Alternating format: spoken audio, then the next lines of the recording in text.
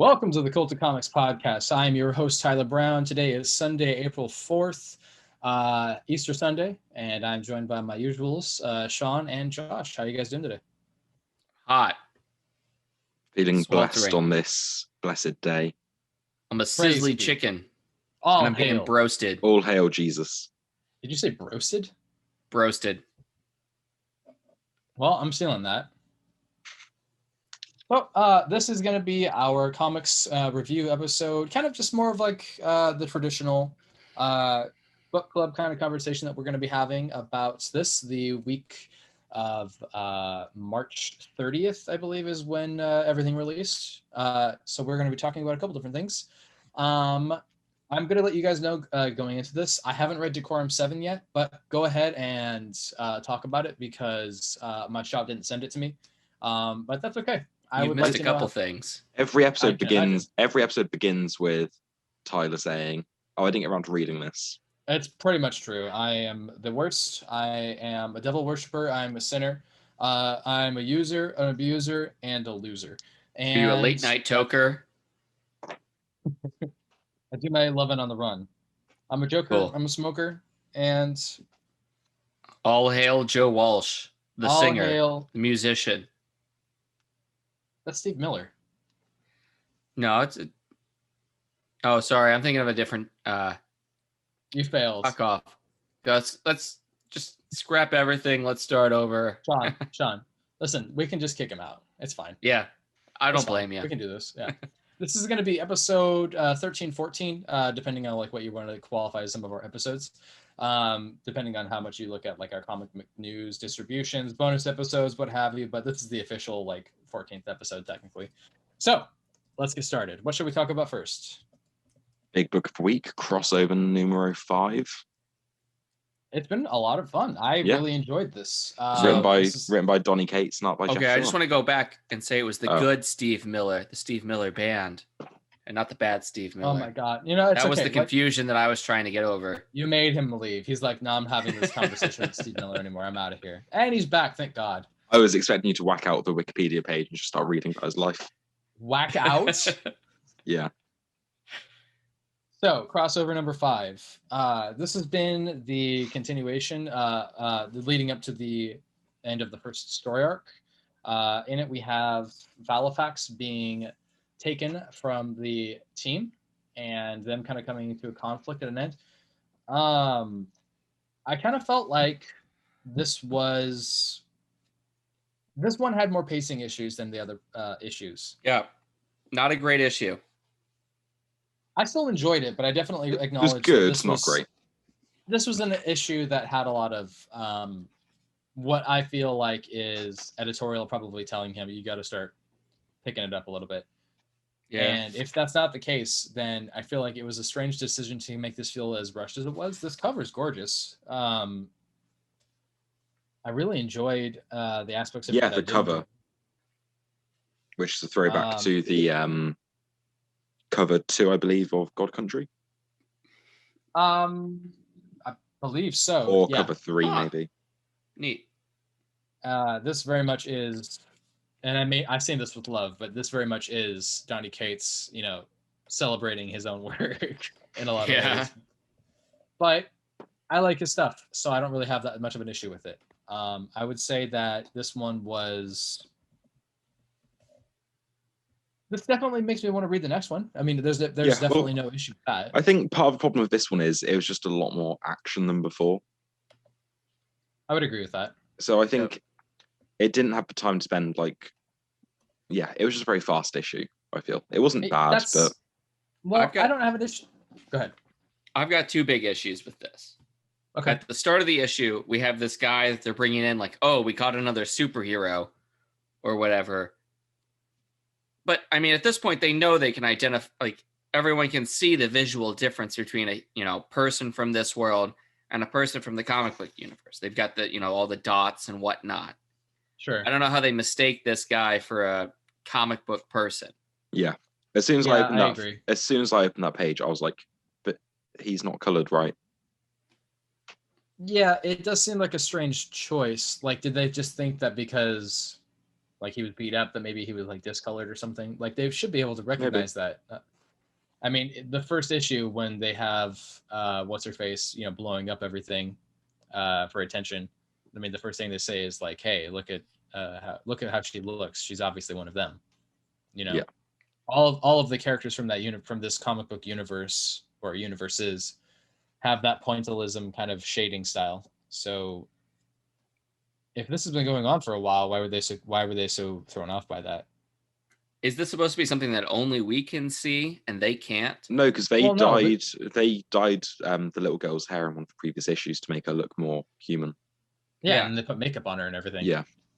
So the only thing that I can think of that must justify why this is the case is because they think he's wearing makeup.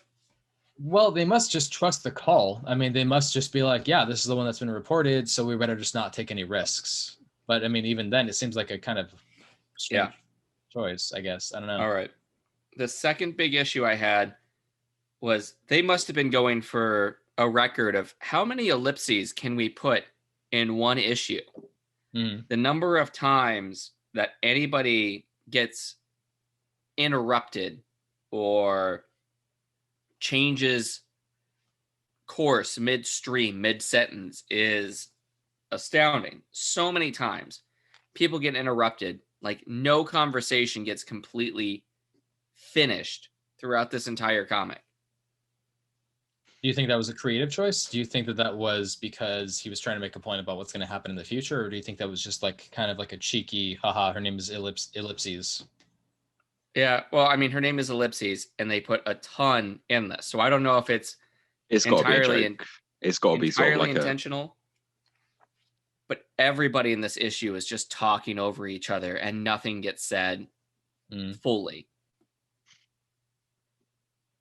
I wonder why that is. I mean, I can't really think of like what the issue would be like leading up to that. I feel like it's definitely trying to make an interesting point about building up this character for how strong she's going to be in the future. I mean, she makes that Keanu Reeves joke about how she knows Kung Fu now. Yeah. Well, I thought Sean would have railed against this as well as kind of like Brian Michael Bendis type dialogue. I actually was thinking that exact same thing when I was reading this. No, it's a lot of interruptions, but it's still... they're still having proper conversations, but just interrupting each other. It's not Bendis where it's like, oh, Bendis the writer, like that. Yeah, they move along after they get interrupted. They don't try and go back and say, what I was really trying to say was, get the fuck down, we're about to die. Yeah, like I would say it follows some of Bendis's like sort of mannerisms. Yeah, some of his mannerisms, but I think it does them a lot better. Benderisms. Bendisisms.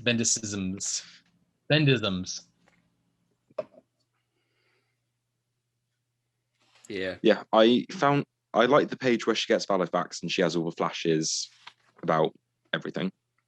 I thought that was interesting because that seems to connect her to not only Halifax but also to Madman, which I was confused about. I guess the reason why I was confused about that was because he may have been holding Halifax, but that doesn't necessarily mean that she's connected to him, does it? I think Halifax absorbs everything that anyone holds. Every wielder of Halifax. Yeah, you know everything about everyone who's ever wielded it. Yeah, not every wielder of every sword, but just anybody that's wielded Halifax in their history. Also, I'm just going to point... Sorry, carry on. Just showing every relevant person to the story that's, wielded Halifax. I haven't read God Country, so I don't know who a couple of these people are. Like, whoever this kind of conquistador-like person is. So the older woman is the daughter of the... I got that from the previous issue. I'm talking about this big splat, this big page with all the different panels in the background. Like, towards the bottom of the middle, there's a conquistador-like dude. Okay. The conquistador-like dude, I think, is... that one, sorry. Yeah. Yeah, he's one of the gods. Yeah. Okay. Yeah, he's one of the gods of, like, war or something from the universe of gods that Halifax comes from, because Halifax is the god of swords, and he is wielded by another god, or a series of gods, technically. and that's kind of like his origin story. So How did Josh never read God Country? He reads every Image I number don't one. know. How did you don't miss know, man. this? I'll be honest with you, God Country sold out so fast. I'm not surprised by that necessarily. But the trade is there's everywhere. plenty that I've wanted to go back and read. I missed out on things like, Rumble. I always wanted to go back and read that because that looked interesting, but I just missed the boat. Well, what's holding you back now? It's the pandemic. It's the perfect time, if anything, to read. All these lists of things I need to get to. I feel that. I finally sat down and watched Total Recall the other day after putting it off for forever. The original or the Which new one? The original, of course. Okay, you can watch both. It's okay. Yeah, the new one was a watchable movie. Serviceable. Yeah. No, I can't hear you. What are you doing? Oh. I feel like the ending was the thing that made this book strong for me. Yeah, Okay. I wasn't expecting this to become relevant so quickly. Yeah, I thought it was going to be something. I actually forgot about it, to be honest with you. Really? Okay. I know. It's not really something that I usually forget, but for some reason, it was in there, and like subconsciously, I knew it'd be coming back at some point, but I wasn't consciously reading this. Like, where's the gun? Right. Yeah. I love Donny Cates. I also acknowledge that there are some weaknesses that he has in his writing styles. Sometimes it feels like when you see a piece of artwork that has a little less color and you feel like it could have some more oomph. Sometimes when he's writing something, it could have a little bit more punch. I don't need it to be punchy every single sequence, but I guess what I'm looking for is more engagement. And this definitely left some of that engagement wanting, but I still had fun with it. One little detail I think made the scene quite powerful is, I don't know if you can see with me holding up, but he is crying heavily. Mm-hmm. Yes. And it's like, no, the detail in the art is fantastic. Yeah. But it's like, this is someone who's been raised to hate these supers. But he's a fan. And now he's finally like, he's going to have to kill someone. He's crying his eyes out. He's been raised in such an environment of hate that you should think this would come easy to him. But no. Well, and it's not just like he's accepted he's got to do this. Like, he is clearly visibly traumatized by having to do this. Yeah, distraught. And I'm not going to lie, I didn't really think about that too much, but I don't know if I necessarily agree with you 100% in the mindset that this would be like easy. I feel but I mean, like his father and like a lot of his father's congregation would conflicted. They'd jump at the opportunity to kill a super, and he's been raised in this environment where you'd expect him to feel slightly more callous towards stuff like this. I feel like that would be. He's been very, he's a much more sympathetic character than you thought he might be from the first issue. And he hasn't really had that much screen time either. Sure.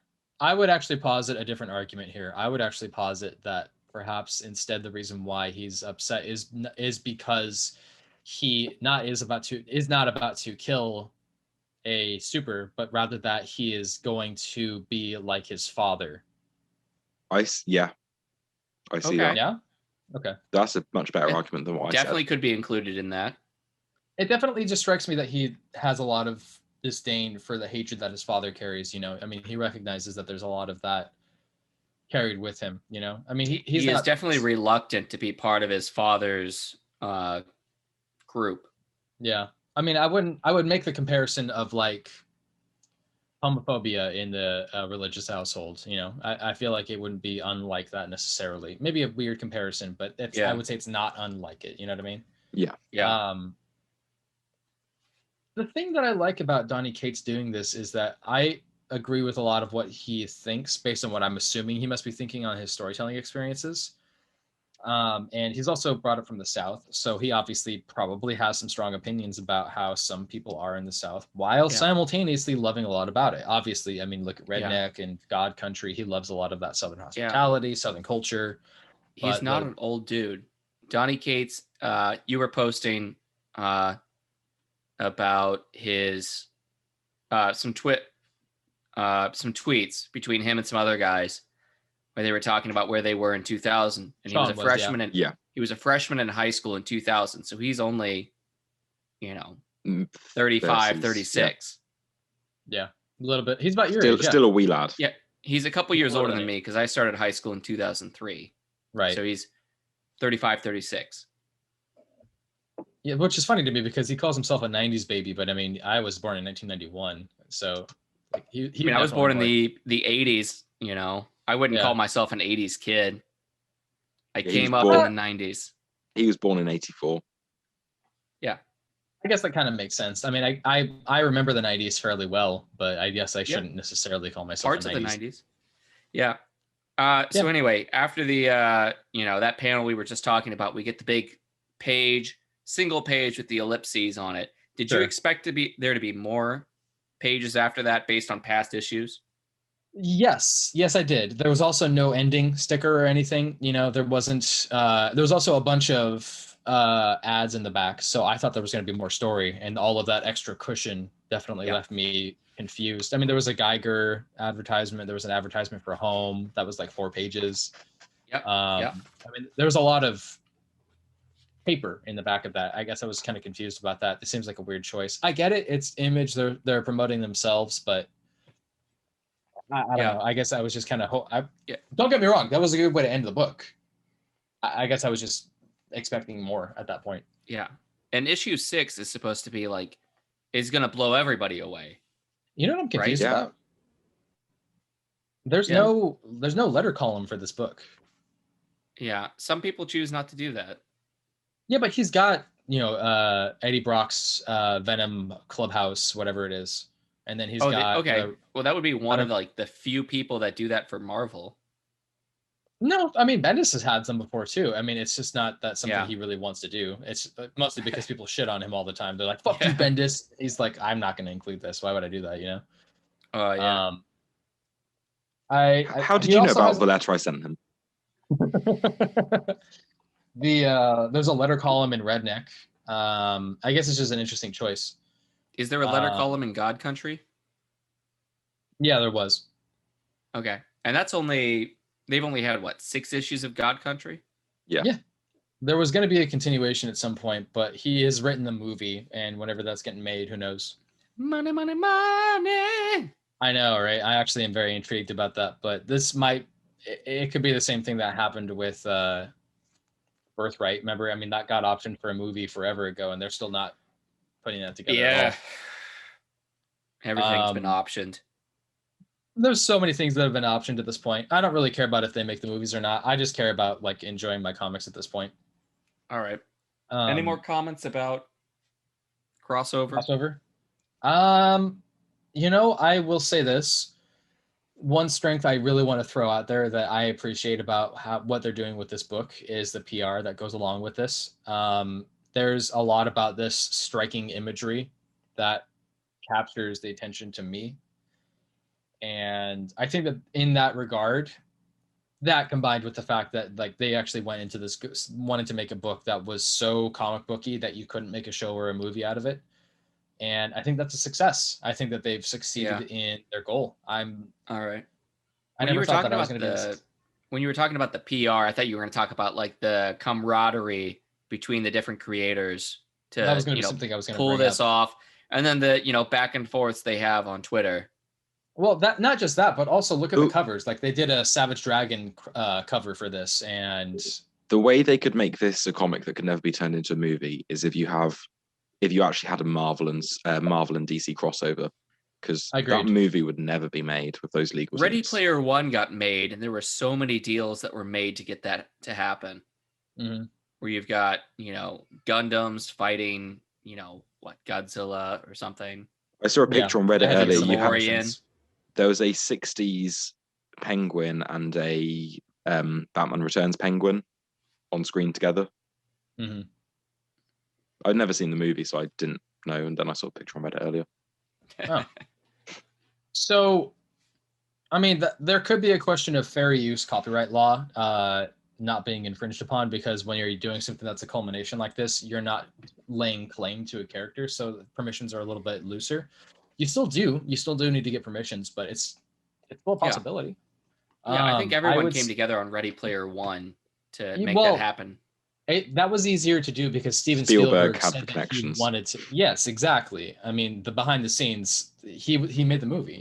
He was like, yeah, I want to. you made a book that celebrates everything that I made. Of course, I'm going to make this movie. I think that I was a little let down with the amalgam stuff. I think just because I kind of expected. I gave myself some hope there, and that was me letting myself down more than anything. You wanted because more when they identifiable components. Well, they said that the amalgam program was being put into place, and I expected it to be the amalgam comic book line with Kurt Busiek. So Could issue 6 have Darklaw? If issue 6 doesn't have Superman and Thor and Hulk, we riot. I'm not gonna be too worried about that. The Darklaw's a pretty big thing from the amalgam universe, and like amalgam's been mentioned. I would laugh really hard if that ends up coming out, because that's such a crazy like weird character. You know what would be even weirder is the Superboy Spider-Man crossover character. What was that guy's name? I don't know. Yeah. Anyways, yeah, I'm still really enjoying this book. Do you guys want to move on? Sure, yeah. So Department of Truth number 7. So this is the thing that I really want to talk by about. James Tynion IV and Tyler Boss. This Tyler's is the boss. issue that I followed this artist immediately after reading this book. This is my pick of the week. This is my pick of the week as well. I love this. No, it's my pick of the week. I cannot tell you how much I love this artist. I gotta look up more I of this love stuff. this artist. Tyler Boss. I want to see so much more of this guy's stuff. I want to get into the industry just to work with this guy. I love his work so much.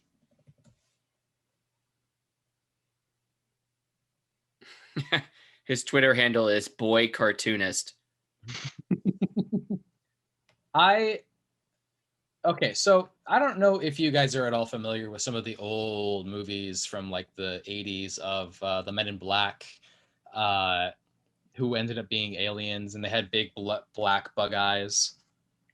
I'm kind of familiar. Yeah. It's probably like a Twilight Zone episode. I was going to say Twilight Zone. That sounds more like than a movie. There is a Twilight Zone episode-ish, kind of, but there's a lot of speculation, and before the Men in Black movies with Will Smith, the Men in Black were agents who were what were in this book, who were going around, and they were basically aliens who were trying to cover up everything, pretending to be humans, dressed up really nice. This leans more into that, which I haven't seen in a long time. The last time I saw something like this was a really bad 80s movie that was really low budget and probably made by like a family in Alabama or something. And they make the distinction between the Men in Black and G-Men. Mm-hmm. Which was really important to do, in my opinion, because, I mean, for people who are unfamiliar with G-Men, probably. Actually, Sean, do you know what a G-Men is? I was going to say. So G-Man was a nickname that was given to agents who worked with the FBI. Government men. Mm-hmm. G-Men. So there actually was a comic book called G-Men back in the day. Help me out here. What was the name of the guy who used to wear women's clothing and started the FBI? Me. Oh, Hoover? Sorry, not me.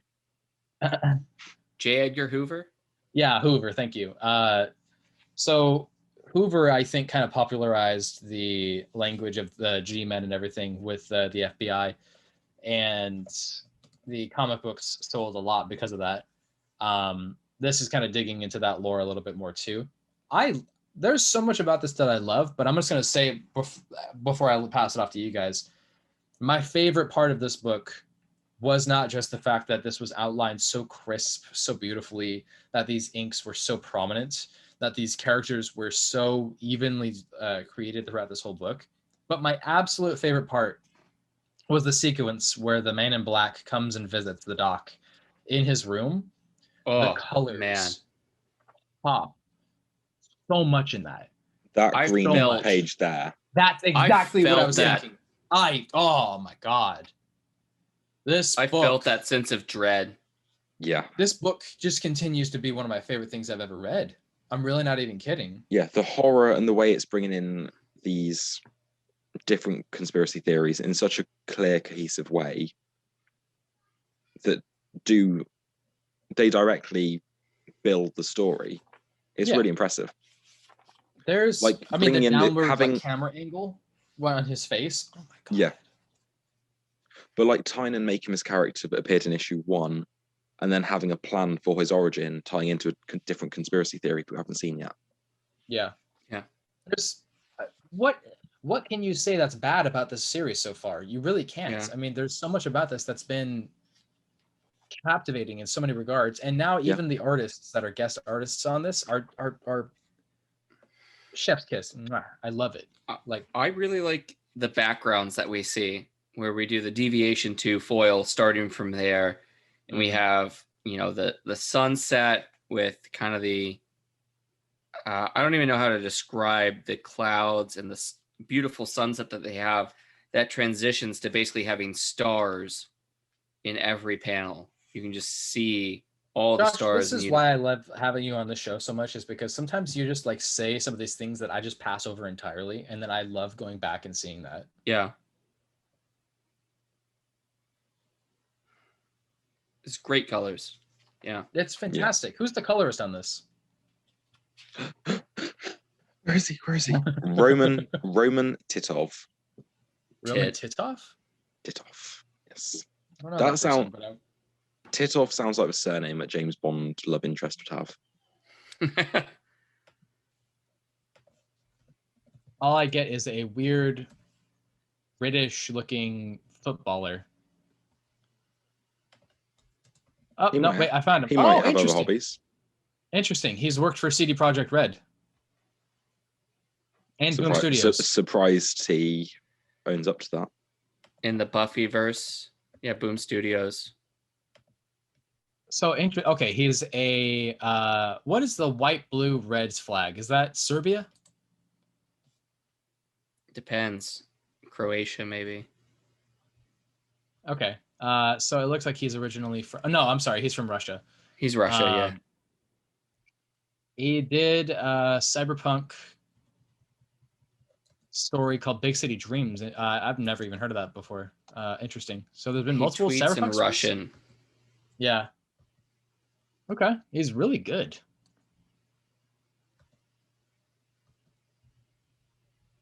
This is terrible radio. Sorry, I was just getting distracted by some of his storylines and stuff.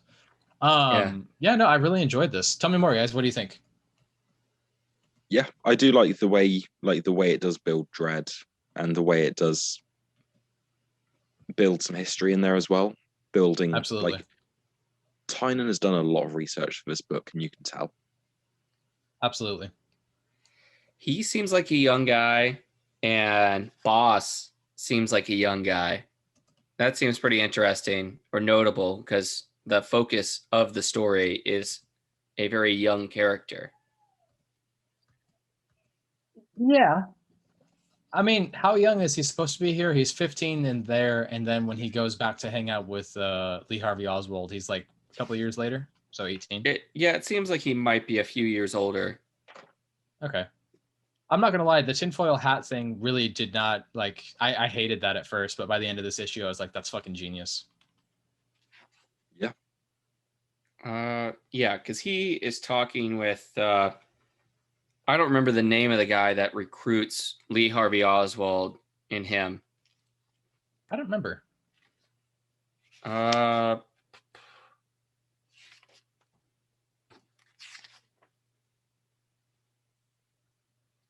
don't know, but his, when he's talking about all the different alien visits, it's, he references 1961, and Lee Harvey Oswald would have gone in here. It would be at least when this is occurring, it's 1964, because he's been in the bunker or whatever basement for 6 months, and this is right after Kennedy is assassinated, which I've read the book 11/22/63, so I remember that date. Sure. So we're somewhere in 1964, and then when he's doing the interview, he references a date of 1961. So it can't be much later than that. So it's only been like 2-3 years. Okay. So he's maybe 17. Man, you really went out of your way to think about the math with that. Right on. Okay. The thing that I think I'm really looking forward to with this series is that I feel like it's going in a direction I didn't necessarily anticipate it going. Like it's becoming bigger, I guess, on a grander scale. And I really dig that. I think that's what's making this a really big success so far. This is still my favorite series that Image is putting out right now. Yeah, it is very, very good. Mm-hmm. It's definitely I'm loving everything Tynion's putting out. I really am. What do you guys think the show is going to be like at this point? X-Files. Yeah. Yeah, I kind of figured like that, but it's going to be simplified a bit. Yeah, I'm hoping it's more like, I don't want the filler of X-Files. I hope it's like a strong 10 episode series, maybe even 8 episode a limited series. Yeah, like have multiple seasons, but don't have the monster of the week fillers. Yeah. Who knows? I mean, do you think they're going to do live action or animated? Probably live action. Live action. Yeah.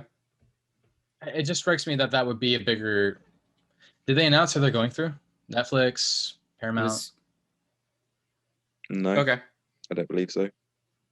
I don't know. I guess I just feel like this would be stronger if it was done in live action with that kind of same grain that they did with X-Files. Like, again, I agree. I don't think that like a Monster of the Week will be very fun. That worked out well with X-Files, but yeah, the thing is though, when you have Monsters of the Week, Monster of the Week episodes are always they bounce back and forth between some are really, really fucking good and the best episodes of the entire show, and then others just unwatchable trash.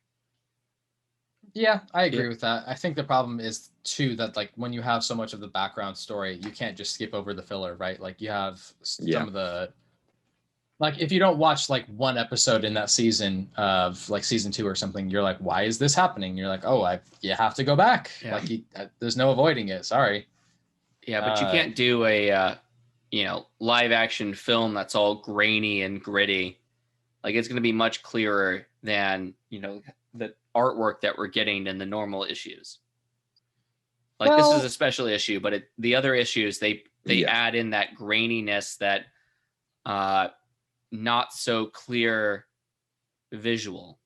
Yeah, I mean I get that that's the storytelling experience with that. I guess what I'm saying is one of the reasons why I think that X-Files was good artistically was because it was shot in the style that it was done. The cinematography, the film that they chose, it wasn't perfect through and through, but one of the reasons why that was a success was because they chose a very specific kind of dark-toned, strange storytelling experience, not unlike what they did with Twin Peaks. Okay. You know what I mean? I personally would like to see more experimentation if they do decide to go down that route with a live action show. But this kind of ties into what I had said before. I mean, I expect pretty much every adaptation at this point to be a failure, and that's not really. I don't want that to sound like I'm just really bummed out. I pray that every adaptation is good. It's just at this point, I just feel like a comic book is going to be a comic book, and I'm going to let that be separate from other things.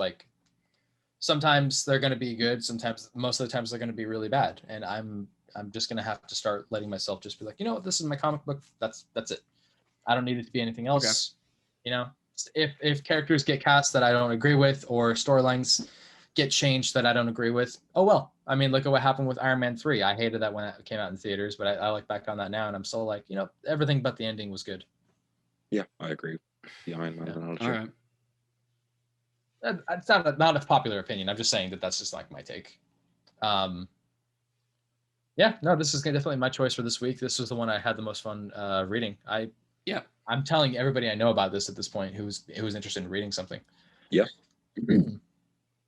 Okay, well that takes us on to Shadecraft #1 by Joe Henderson and art by Lee Garbett. So Josh, what made you want to pick this up? Tell me about how you heard about this. Despite it being an Image #1. Yeah, it's just Image #1. When the weekly discussion came out on the Image subreddit, I saw some people mention that, and I'm like, I don't know how this one made it past my radar, because I've been trying to pick up all the different number ones that come out. Your impeccable radar. Yeah, I didn't see this at the shop. No, I know. Well, I go through the solicits every month, and I must have just missed it. So Yeah, I because thought I don't I'd give remember it a hearing about chance. this. Yeah, they mentioned Joe Henderson. He was a showrunner, the showrunner for Lucifer. Oh, And it was a decent show when it was on Fox, cop, procedural drama, whatever. But once it's moved to Netflix, it's been really great. Yeah. So I figured, Okay. hey, he does a pretty good job. Let's see how he does on this. okay. I like this. I wasn't exactly as sold on it. The They spent- artwork, I will say, I did really, really like.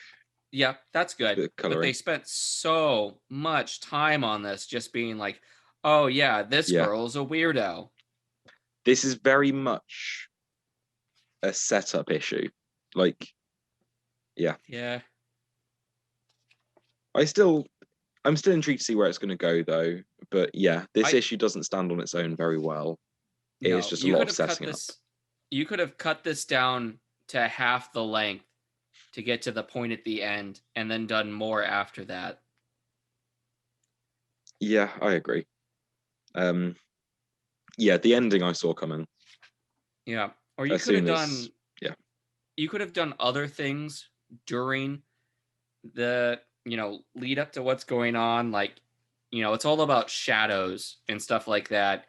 And you could have had, her shadow, like, oh, go back and read it and look at what her shadow's doing the entire issue or something. And there's nothing like that. It's just, oh, she has a shadow, whatever. Yeah, the crux of the story is this girl gets attacked by a shadow on a walk home one night. Oh, and it's apparently it's set in the victorious iCarly universe, because instead of having Apple products, they have Pear products. It's the easy way of getting around it, right? Yeah. Yeah, that's fine. Yeah. So it's all right. It's an interesting idea. What if, Do we know how many issues this is? I don't think it actually This is a says limited, I how think. many of. Let's have a I might be look. mistaken. Don't quote me on that. I have no idea. I'm quoting you on this. Tyler Brown No. said it was limited. You heard it here first. He has to pay for every No. issue that comes after 6. Damn you guys. Damn it. I don't Only 4 are listed see. so far. Yeah. Yeah, it doesn't say. Yeah. Aye, They've been bang, pretty bang. good. Image. Oh, Image this has is been the pretty same good. creative team that created Skyward. Yes, which- they talk about which- that in the back of the issue. That's for Lucifer Link, because in one episode of Lucifer, is it Trixie, the daughter? Yeah. She had some Skyward comics. Where is it? It's at the back, the letter at the back. They talk about, this is the next thing we wanted to do, following in Willa from Skyward's footsteps. I never got around to reading Skyward. How was it? I don't think I've read it.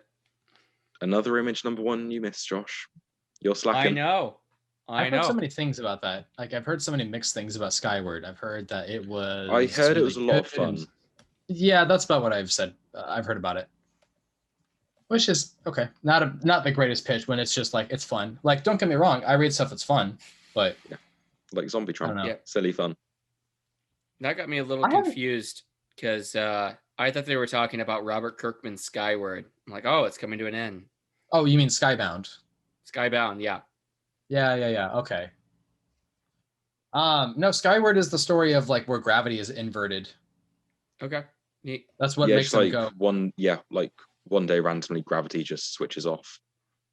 Oh man, it's really I got weird. another story for you where one day the sun just switches off. So Noctera. Yeah. That's a joke.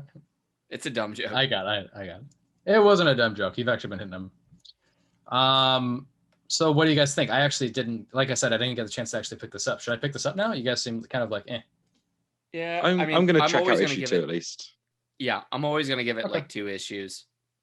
Yeah, because it was That's fun, fair. but it is just a lot of setup.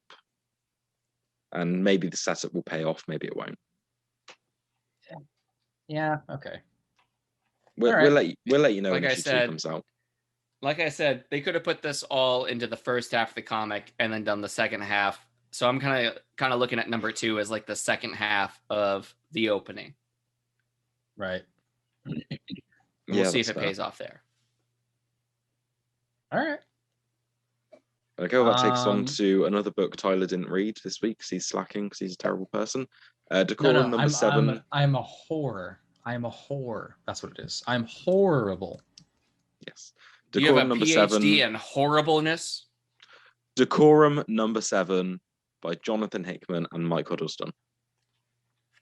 Okay, now make your jokes. There are so many people working on this. So this is the last issue, correct? No, second to last. Next. Oh. It's 8. I feel like this could go on longer. I don't know, how they might wrap this up. The 2 story threads sort of clashed together quite rapidly last issue. Yeah. And now it's wrapping up. And I do feel like there could have been a much softer verging of those 2 plots.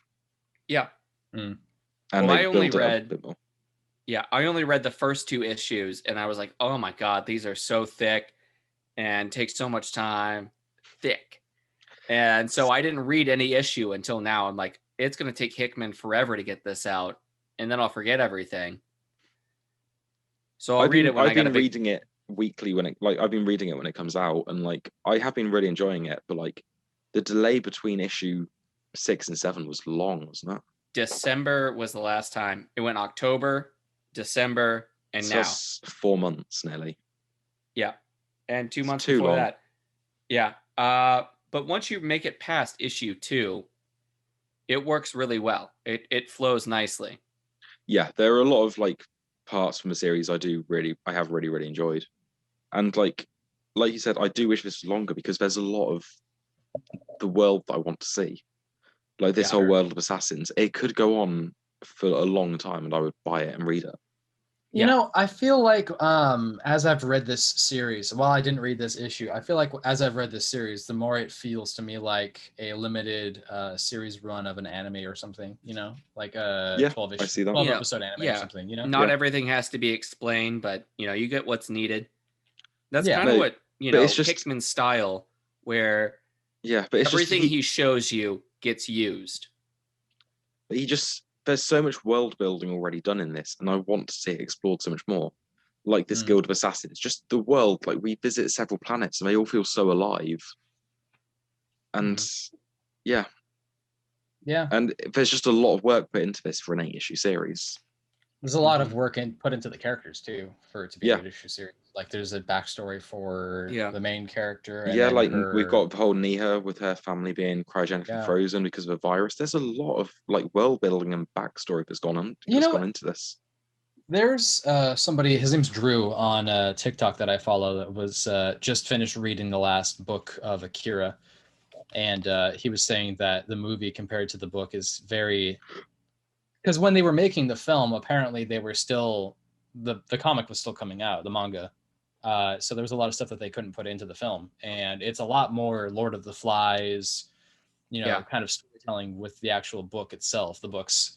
And I feel like that's probably the same thing here. I feel like there's so much going on that it adds to it, but it makes you want so much more. It kind of makes you question, like, what's the limitation here? Why is this? I don't know. What do you think? On the other hand, I feel like the point, you haven't read this, but I feel like halfway through this issue, they could have started the story, like explained away all of the first 6 issues and just started the story here. And, you know, if it was an anime, that's where it would start, is here in this issue. Okay. I know you haven't read it, so I don't want to spoil too many things, but I feel like at the point where we kind of reach the actual story is here in this issue. I think I know what you're saying. Okay, that makes sense. Like everything could have been told for the first 6 issues or 6.5 issues as like the prologue to this. They could have done that as like backstory for her. That actually, I feel like I've heard about, like, that storytelling device has been used before. I can't think of what I'm thinking of, like, in particular, but I do recall that there's something that I've either read or watched that has a storytelling device like that. I'm not opposed to that necessarily. I feel like that's just an experiment in how you want to tell your stories, right? Yeah. And this whole book feels like one big experiment of, like, how can I make this, you know? And I kind of like that. Yeah. Yeah. I feel like you're like trying not to spoil things for me. No, I wanted to go on a little tangent about, the ordering of the story. Did you ever see the Chris Pratt? I can't even think of her name now. Jennifer Lawrence, Passengers. Yeah, Oh, Passengers. yes. Passengers, Yes. where if you had, changed the order of the story, it would have made a better movie. I like, I do enjoy the order that this has gone in. We get the relationship between Neha and I can't think of her name now. Her mentor. Miss Morley. Her mentor. Yeah. Crowley. Scrowley? Morley. Morley. Yeah. The relationship between Neha and Morley. You see that build through these issues, and you can see the strain that is being put on them. If you had rearranged that and started from here and then showed how that strain between them happened, I think it still would have been good. Yeah. I'm not going to tell Hickman how to write his stories. Hickman is going to Hickman. I'm now just thinking about Passengers. That was a better movie than I was expecting it to be. It wasn't great, but like you compare the trailers to the final movie, and it was a completely different movie. I mean, yeah, I guess, but still not a very good movie at all. Anyway, the best part was Chris Pratt on his own at the beginning, losing his mind. Then it sort of went in like a weird rom-com. Yeah, I like how. Anyway, you could have rearranged the movie to have, the two of them meet at the start and then shown him by himself in the middle, and then have them resolve things at the end. That might have made it better. Maybe. Yeah, that sounded good. That's an interesting point. Okay. So you could have showed Neha on this journey that she's just starting on, basically in this issue, versus, how she got to the start of this journey through the first 6.5 issues. Okay. Shall we move on to Bad Cat? Yeah, let's put ourselves. Wow, you really don't feel very good about it, huh? Bad Cat number 4 by Tom King and Clay Mann, and I was the only one who read this, correct? Did you read it? I told you I didn't. You said to skip over because you said that you didn't like it. Just nothing really happened in this issue. I'm going to call it up again and skip through it just to check I haven't forgotten anything. Josh, did you read this? No, I don't usually jump on things midway, and I haven't been reading it. Okay. No, I really enjoyed issue 3, but this issue just nothing really happens. It's just a load of Batman and Catwoman talking to each other, and it's I mean, I don't mind that. I actually enjoy storytelling like that. No, there's like a few cool bits here and there, but just on the whole, this is like a really weak issue. Tell me what about it you think makes it weak? Because it lacks quality. We're going to go in a circle here. Yeah, like we have... If the issue starts with like a bomb being placed in an ice rink in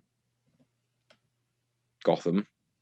Okay. And then like halfway through the issue, it gets like a flashback and it's like Selina's there and she's like, "Oh, Bruce, I should tell you, Joker planted a bomb." P.S. Yeah. You need to get this done. This feels like the worst of his Batman run turned up to 11. So they're married in this, right? They're married in part of this. This story takes place in 3 different time periods. Okay. So it's weird. It's jumping back and forth. And yeah. This issue's just not doing it for me. And like I said, I really enjoyed last month's issue. But this just stumbled. Okay. We can just move on from there then, since you're the only one. Yeah, I don't really have much to add on it, to be honest. Okay, cool. That's okay. We can move on, and it's gonna be Strange Adventures 9, Tom King, Mitch Gerads, Doc Shaner. I spoke a lot about the last Tom King book, so you can take the lead on this one. Well, before I go into it, Josh, did you have any thoughts about this? You didn't read it. What, me? No, I don't read it. You didn't read Strange Adventures? I haven't been collecting it. No. Oh man, that I didn't surprises get me. on I that. feel like you. I feel like you would really Someday, appreciate this. you know, there's so I know it's like a restart of the whole thing, but I've never read No. any of the stuff from the 60s and 70s. It's not a restart at all. It's just It's the same isolated by thing. itself entirely. Or whatever Yeah. you want to call it. I feel like there's just so much, history with it. I mean, I don't know anything about Adam Strange at all until I read this. Like, I went into this completely blind, and I've just been enjoying it. Yeah. So for me, I think the thing that makes this issue strong was it. I'm constantly reminded in the back of my mind when I'm reading Tom King's story in regards to this that he was in the CIA and that he was a soldier. And when I think about that, I think about, okay, well, is it that he's telling me, the audience member, the royal me, about his trauma going through those experiences, and that he's trying to say something about war and the pointlessness of war, and in specific when it comes to war tactics? Or is it that that's the storytelling experience? Because I don't want to make assumptions about somebody just because he's the writer of this. Like, I don't assume that somebody's depressed and suicidal just because they write a depressed suicidal character, right? I feel like the strength that comes from this is having that trauma feel so believable, and the mistakes that follow that trauma, instead of just making it, oh, he's got trauma, so that makes him interesting. Yeah. Because I see that so often. Tom King really understands making these characters have trauma, making the trauma feel 3D and realistic and fully flashed. Yeah. Because Tom King, I believe he does have some form of depression and some form of maybe PTSD, because he has got a therapy dog. Yeah, and I mean, I think I think one of the reasons why he came back is because he got injured at some point. But yeah, quite possibly. I mean, when I'm reading this, what I'm picking up is that it's not just that he's trying to tell a good story. It's that there's a message here, but it's not something that's so in your face preachy. It's very, let me tell this story that has that little side serving of this experience. And from what I'm picking up from this is, just because you're doing something that might be good doesn't mean that you get to do something bad in the name of good. Yeah. And a part of me was kind of confused because I couldn't tell if the secret mission that Adam was on was the big bad thing that he did, like the lack of humanity, or was it that they were leading up to? That's going to be that's got to be an issue 11 thing we get.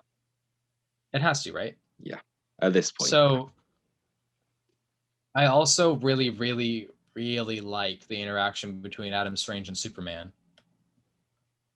That point felt really emotional for me because he did come to him at some point and say, "Hey, Superman, you're Superman. Like, why wouldn't I come to ask you for help? Like, please help my people." And he said no. I mean, he was the ultimate superpower. I wonder if that's a metaphor. Maybe it's a loose one for people asking for help from America. Because why wouldn't they go to America? And what is Superman if not a representation of America? Yeah. A foreign ally seeking aid and being forced into a pigeonhole in the acts of a war because their allies didn't come to their aid. Think about how much could have this entire thing could have been avoided if Superman came and helped him. Yeah, it's an interesting thing to think about, really. I didn't really think of it like that. Yeah, follow along this line of thought with me here. Think about that for a second, because if you were a soldier of war and you were a representation of something, and then you went to an ally that you knew has an innumerable amount of strength, why wouldn't you want to go ask them for help? And then to have that denied, and now in this moment of need, he's being turned away and being kind of given the blind eye, the cold shoulder, and that's heavy. I'm picturing Adam. And from Tom King's perspective, him seeing people.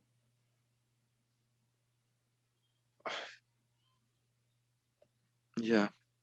I know. I don't want to make any assumptions too. And it's hard for me because I'm really walking on eggshells here because I don't want to assume things about what it was like for him to have the experience that he had as a soldier in the field and everything. So what I'm going to say instead is I'm assuming that some of his experiences have helped him as a storyteller, But I also understand that he's also just a really good storyteller, and it's not that he experienced trauma, so he's a good writer. I don't think that. Yeah, no, But he's a good writer with trauma. yes. But if we follow that line and say Superman represents America, what does Batman represent? Because he's here, and Adam's like you said you'd leave me alone. Like, why are you here? I think that if that's the case, if Mr. Terrific is the third party, then I think that maybe Batman represents the government. Yeah, that's possible. Or maybe he represents the investigations of the FBI into wrongdoings and acts of war, or what Congress does. I feel like that would be the case because, what happens here, Adam Strange still saves him when he gets shot. So he's still doing the right thing. He's still being a good person. He just made a really big mistake and did something really bad. And we still don't know what we don't know what the mistake is. And we don't know whether he's going to be the real villain of the story. Yeah. Yeah. This I series is really making me this series does have me on the edge of my seat, wondering where it's going to go. Yeah. If it's not that there's this compelling experience with the art where it shifts the way that it does, which is my favorite way that they've done this before. It's not page and then page. It's panel then panel. And that's how it should be, in my opinion. If you had asked me, at the beginning of Heroes in Crisis, what I thought what the story was going to be like, I thought it was going to be something more like this. And I'm happy that this is still going on the way that it is. Yeah. I wish Heroes in Crisis was Heroes like in this. Crisis? I know. That was Dan Didio's fault. Maybe. it definitely seemed like there was a lot of interference with that. Well, Tom King's original pitch was just more of a straightforward, these heroes are in a rehab center kind of thing. And it was Didio who was let's make it a murder mystery. Right. I wonder what it would have been like for him to just tell that story. I wish editorial would just let Tom King do what he wants and not keep fucking with I agree.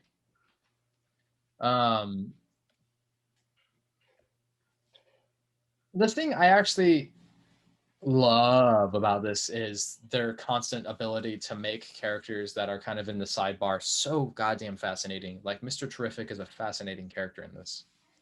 Yeah. And the sequence where he writes the letter.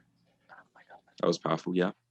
I'm very excited about how this wraps up. I wish that there was more stories out there like this. I feel like there's so many people who can learn from Tom King from this. What didn't you like about this issue? It felt very much just one of the sort of normal, it's that awkward point where it's approaching the end, but it's not really the part of the story where it's going to wrap up. So it just very much felt a little filler and a little just sort of ticking things off a list. See, I don't mind that very much because I feel it's not a strong complaint, but if I had to give it a fault, that would be it. It feels like the teetering point where things start to transition off the rails, and I think that's when this was August. Yeah, this was what was it? Issue 9. Yeah. 10 will probably end. 10 will probably be a little bit of filler early on. It might end with something setting up issue 11. Issue 11 is going to be the big woof, and issue 12 is going to be dealing with that, I think. Yeah, I agree with that. I feel like my biggest complaint was the single panel with Mitch Gerads drawing Adam Strange throwing Batman over his shoulders. That panel was kind of awkward, which is weird because I like Mitch Gerads and I typically like his art. That one just kind of felt awkward. It was shaped strange. I see that. Seemed like that was, anatomically correct. There was also, did you notice a lot of white space on the pages? And I don't know if I necessarily liked that. That's not necessarily a creator's decision, but it seemed strange to me. I don't know. Yeah, well, I guess it's just the type of paneling they're choosing to do. And also, you said that the transitions were page to page, not panel to panel. But just scroll through it now. I said the other way around. Oh, it's I was saying that's why page. I like it. Oh, okay. Yeah. Sorry. Yeah. Okay. Yeah, you're okay. I'm also kind of confused about well, I guess not confused, more God, that was really fucking cheesy, was seeing Adam in his undercover black suit, and it was literally his costume but just black. That was so cheesy. It reminds me of the stealth suits from Young Justice. Oh my god. Yeah, Oh absolutely. my god. Fuck you. I hate you. I'm American. Yeah. I say, oh my god. I did. That was pretty good. That's fair. Totes my That's fair. goats. Totes my goats. Like, I got the fucking hair for it now. Okay. Yeah. Yeah. Okay. I mean, I think that's all I've got Yeah, to say about it. so- Do you want to do shout outs? Yeah, what else did people read this week? That was it for me, but I wanted to go back to Department of Truth real quick because I Go for it. remembered a criticism I had for it.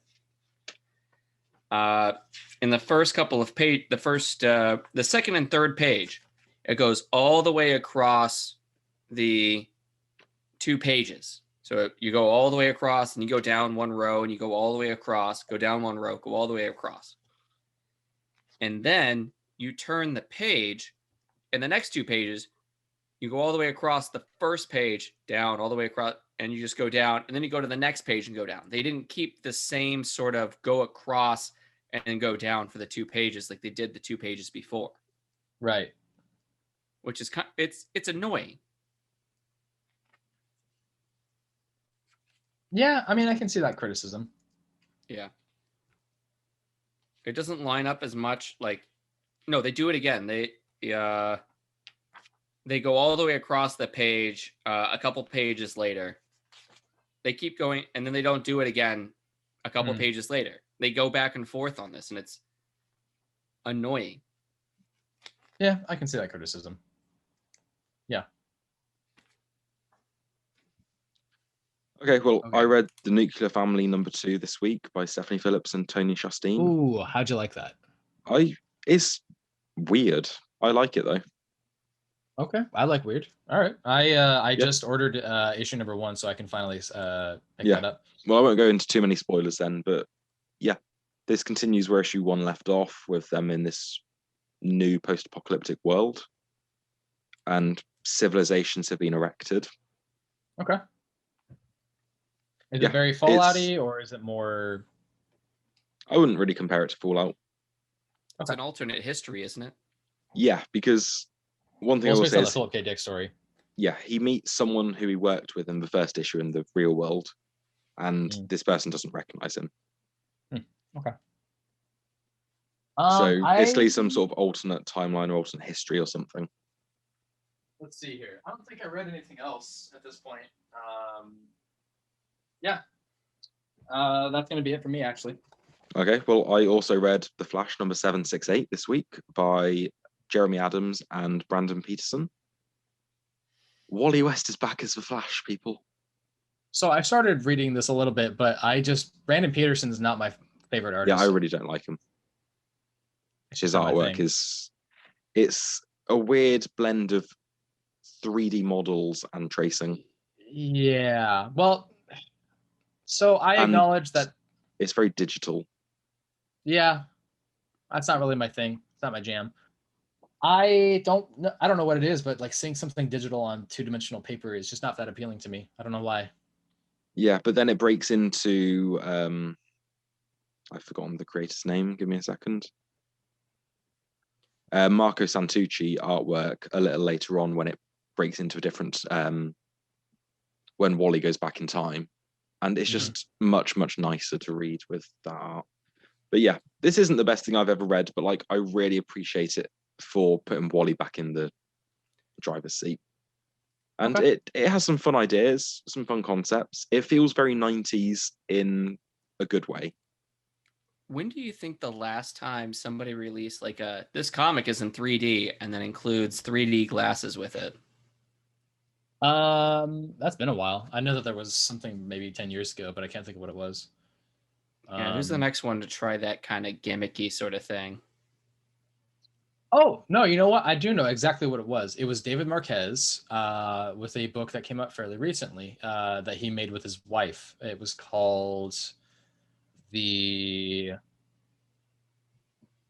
Oh man, that's going to bother me now. I'll have to look into that. But I remember that specifically because he was David Marquez worked on not a Scanner Darkly. What was the name of the movie with Robert Downey Jr.?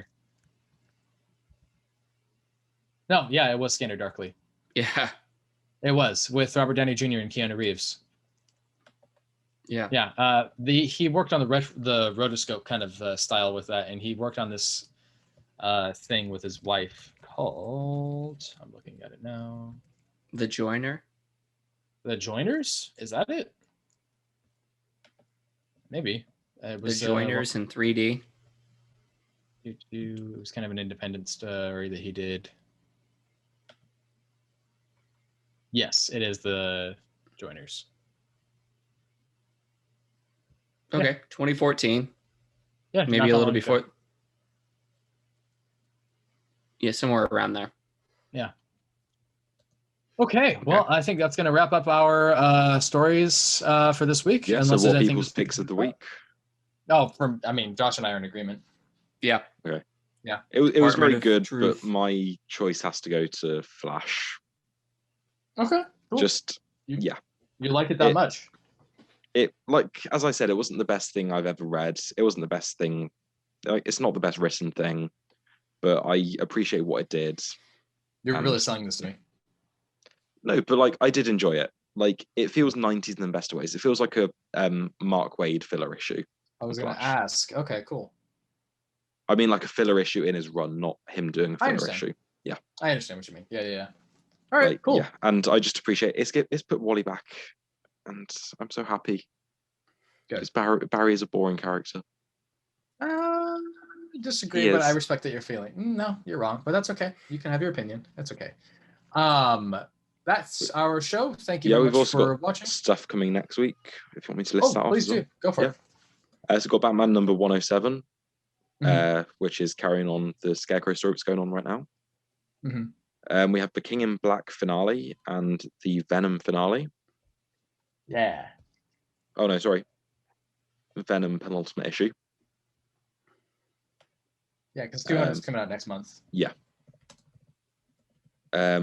We've also got Nocterra number 2, the Swamp Thing number 2, Far Sector number 11 by about 10.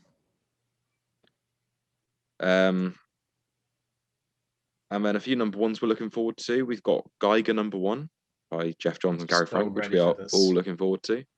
We've also got the next Batman Second Son number 1, which me and Tyler might check out, maybe. I'm picking it up for sure. Okay, I'll take a look at it if it's a number 1. Yeah. Also, a book Tyler's really looking forward to. We have Green Lantern number 1 by Jeffrey Thorne and Dexter Soy. I'm willing to give it a chance because I want it to be because it's Green Lantern. Of course, I want it to be a success. But I'm holding out hope. And then, last but not least, one I think we're all looking forward to, which is The Silver Coin number 1 by Chip Zdarsky and Michael Walsh. Yeah. Cool. And that's next week sorted.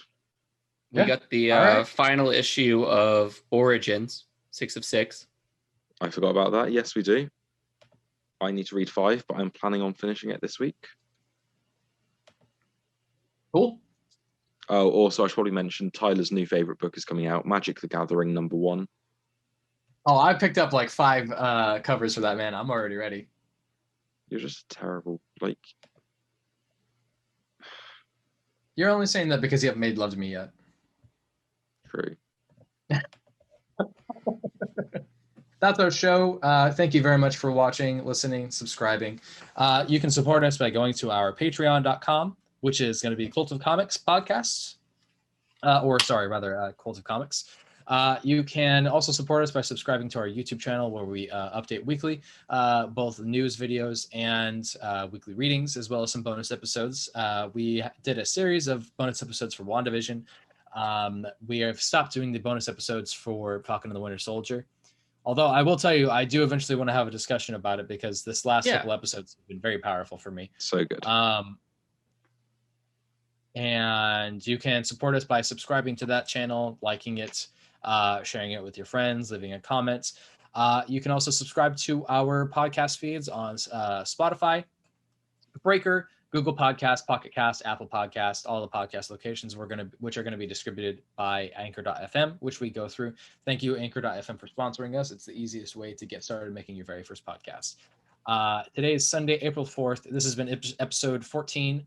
Thank you very much for listening. Stay safe out there. All hail. And you can also find me on Twitter at Purgatory Tyler. Sean, where can they find you? You can find me on Twitter at SeanWalsh747. And Josh can be found hiding in the Appalachian Mountains with the guerrilla people of the wilderness who have forgone their human names for the sake of the upcoming war with robots. Shh. Thank you very much for supporting the show. Thank you for checking us out. Have an awesome rest of your day. Stay safe. All hail.